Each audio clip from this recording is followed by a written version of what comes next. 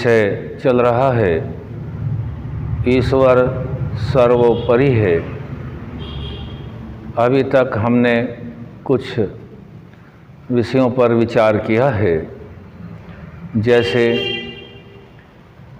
प्राप्ति की कामना करने के योग्य ईश्वर है, क्योंकि प्राप्ति यदि हम भौतिक संसाधनों की करते हैं तो दूसरी प्राप्ति के लिए प्रयास करना पड़ता है, फिर तीसरी, चौथी, इस प्रकार से हम अपना पूरा जीवन भौतिक साधनों की प्राप्ति में लगा देते हैं और संतुष्ट नहीं होते हैं। लेकिन हमने यह जाना है कि ईश्वर जो सर्वोपरि है, उसकी प्राप्ति होने के उपरांत कुछ भी अप्राप्त नहीं रहता है। केवल वही सर्वोपरि ईश्वर हम सभी को जो अधर्म के मार्ग हैं उनसे हटा कर के धर्मयुक्त मार्ग में चलाने की प्रेरणा देते हैं, सत्य के मार्ग में चलाते हैं। और हम आज यह जानने का प्रयास करते हैं कि उस सर्वोपरि ईश्वर को छोड़कर अन्य किसी वस्तु आदि का ध्यान हम लोग नहीं करें। वस्तु आदि पदार्थ सभी बने हुए होते हैं, और जो पदार्थ, वस्तु, शरीर आदि सभी केवल आत्मा, परमात्मा और मूल रूप में प्रकृति को छोड़कर सभी कुछ बनता है, और जो बनता है वह बिगड़ता भी अवश्य है। परमात्मा में यह गुण नहीं घटता, न परमात्मा बनता और न बिगड़ता।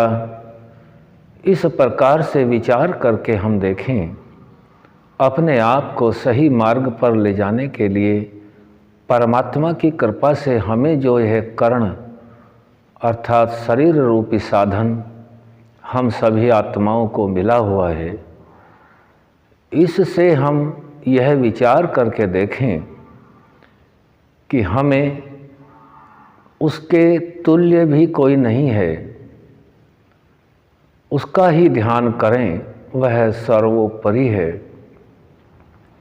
किसी वस्तु आदि का, पदार्थ आदि का ध्यान करने में हमारी जो मन की आंतरिक ऊर्जा है वह उसी में सिमट कर रह जाती है, और हम सर्वोपरि ईश्वर जो न्यायकारी है, यथावत सभी कर्मों को जानने वाला है, सभी के लिए न्याय की व्यवस्था करता है, संपूर्ण ब्रह्मांड को प्राणी मात्र के लिए रचता है, पालन और संहार करने वाला है, उसी का हम ध्यान करें।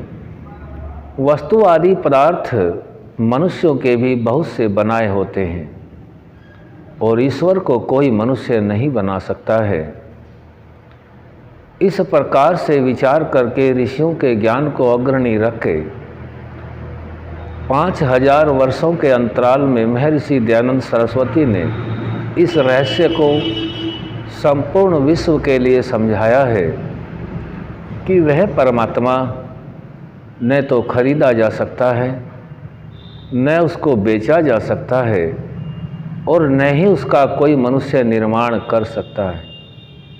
निर्माण चाहे हम मानते हैं, महापुरुषों को भी हम उस सर्वोपरि ईश्वर की जगह रखते हैं, यह ठीक नहीं है। महापुरुषों की आज्ञाओं का पालन हमें करना होता है। वे महापुरुष हैं, आप्त पुरुष हैं, उनके दिए हुए ज्ञान मार्ग के अलावा हमारे पास ज्ञान प्राप्त करने का कोई स्रोत नहीं होता है। उन्हीं आप्त पुरुषों के मार्ग पर चलकर हम उस सर्वोपरि ईश्वर को जान सकते हैं। इसीलिए यह सभी आप्त पुरुष हमारे मार्गदर्शक हैं, गुरु हैं, अंधकार से प्रकाश की ओर ले जाने वाले हैं।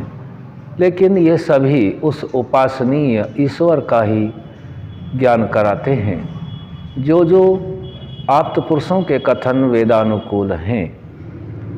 ऋषियों के साक्षात्कार करने के उपरांत जो ग्रंथों में संग्रहित हैं, उन्हीं को शब्द प्रमाण मानकर के मनुष्य जाति आगे बढ़ती है। क्योंकि मनुष्य का एक सिद्धांत यह भी है, मनुष्य जन्म से ज्ञानी नहीं होता। जितने भी मनुष्य जन्म लेते हैं उन सभी को यहीं इस परिवेश में आकर के ज्ञान को सीखना होता है। और इस ज्ञान को सीखने में सर्वोत्तम जो साधन आत्मा को दिया वह मनुष्य का तन है, मनुष्य के अंदर के कर्ण हैं। अन्य किसी जाति में इस प्रकार की व्यवस्था परमात्मा ने नहीं की है कि वह सभी शरीर जिनके अंदर आत्मा मौजूद है इस ज्ञान को ग्रहण करके क्रियान्वित कर सकें। इसलिए मानव का जो शरीर है साधनों से युक्त है, उन साधनों से युक्त है जो हमें सत्य के मार्ग पर चलाते हैं, अभिष्ट सिद्धि को प्राप्त कराते हैं।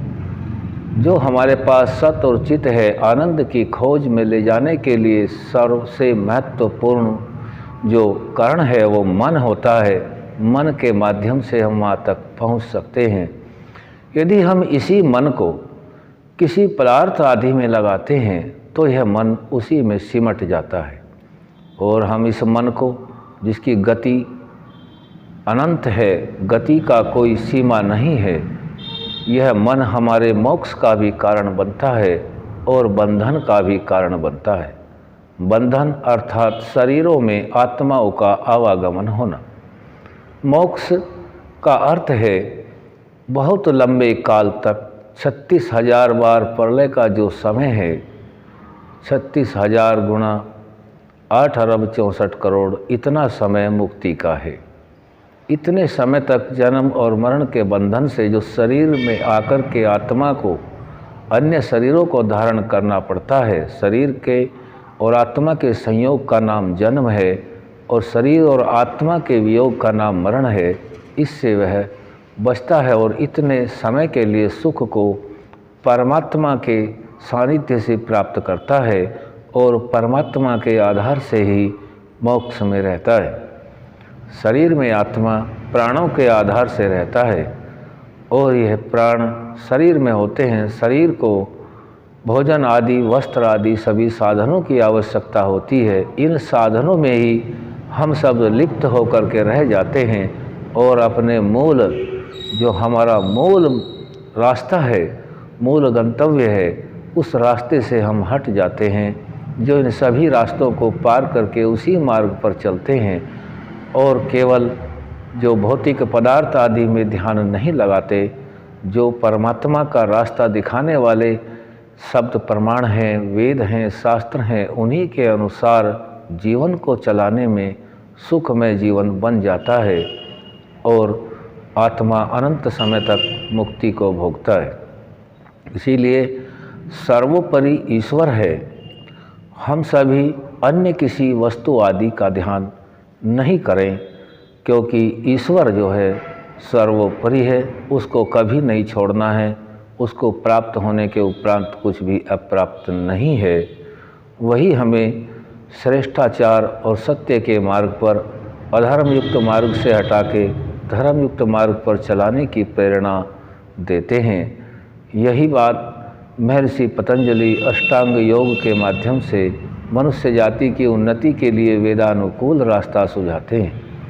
उसका हम योग दर्शन में अध्ययन कर लें। यम, नियम, आसन, प्राणायाम, प्रत्याहार, धारणा, ध्यान और समाधि।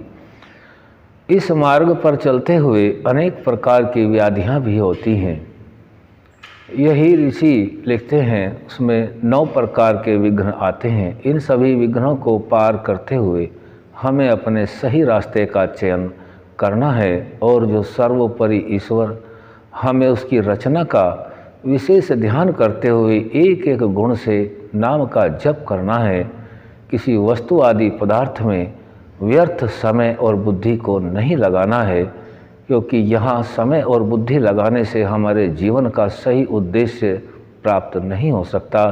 हमें अपने जीवन के उद्देश्य को जानकर ही अपने जीवन को जीना है, सांस लेना है और एक जीना है।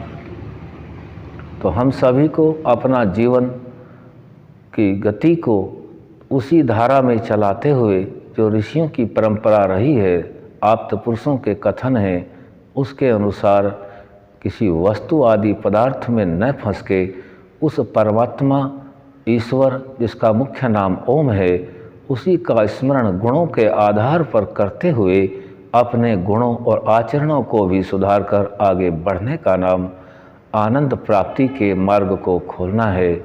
आज यहीं तक। ओम शांति।